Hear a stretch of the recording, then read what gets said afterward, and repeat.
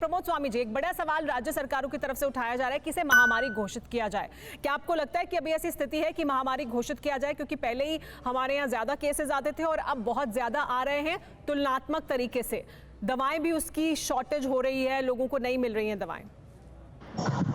नहीं, बिल्कुल। देखिए, ऐसा है कि ये जो सिचुएशंस है, ये जो आपदा की जो घड़ी आई है, इसमें मैंने पहले भी कहा कि हम सबको मिलकर के इस बीमारी से लड़ना पड़ेगा और बीमारी अपना रूप बदल रही है। प्राइम मिनिस्टर साहब ने आज कहा, तो हमें भी इसकी जो इलाज के तरीके हैं वो भी नए नए तरीके, साइंटिफिक तरीके हमें इजाद करने पड़ेंगे। जैसे डॉक्टर साहब ने सजेशन दिए कि बिना प्रिस्क्रिप्शन के डॉक्टर से सलाह किए बिना इसकी मेडिसिन वगैरह नहीं लेनी चाहिए। तो ये सारी बातें हैं और इसके ऊपर में सरकार भी गंभीर है और विपक्ष को भी गंभीर होना पड़ेगा। लेकिन एक समय देखिए, एक समय ऐसा था जब पिछली बार जब ये कोविड वाली सिचुएशन थी, तो उस समय में हमने जब लॉकडाउन लगाया तो हमारे विपक्ष के नेताओं ने कहा कि केंद्र सरकार ने लॉकडाउन लगा दिया, सारे निर्णय केंद्र सरकार ले रही है।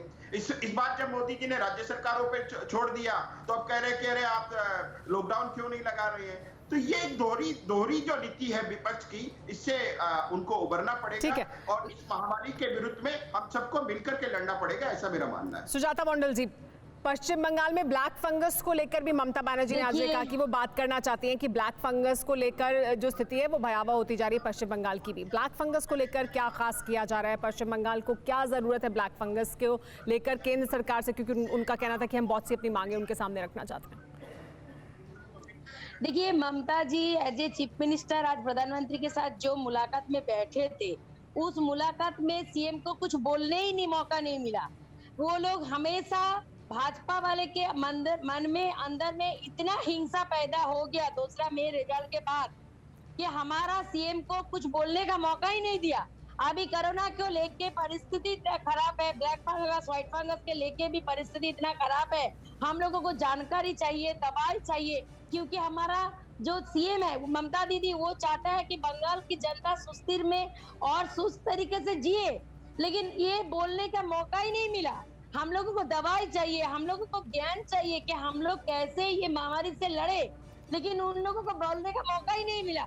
हमेशा ठीक है, लेकिन सुजाता जी, अब देखिए, अब इस राजनीति से भी हमें बाहर क्या निकलने की जरूरत नहीं है। मैं भी तो बार बार आपसे ये कह रही हूँ कि इसके आगे बढ़कर क्या एक साथ मिलकर काम करने की समय जरूरत नहीं है। रवि गोडसे जी, एक और बड़ा चाहते हैं सुमेधा जी, हम लोग चाहते हैं, बंगाल की जनता चाहते हैं, हमारी सीएम ममता बनर्जी चाहते हैं, यही सबको चाहना है इस समय, क्योंकि अब तो आप जीत गए हैं। अब अगले 5 साल आपको ही राज करना है पश्चिम बंगाल में।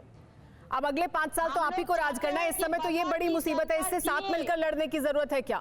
फिक्र आपकी, सोमवार से शुक्रवार रात 9 बजे सिर्फ TV9 भारतवर्ष पर।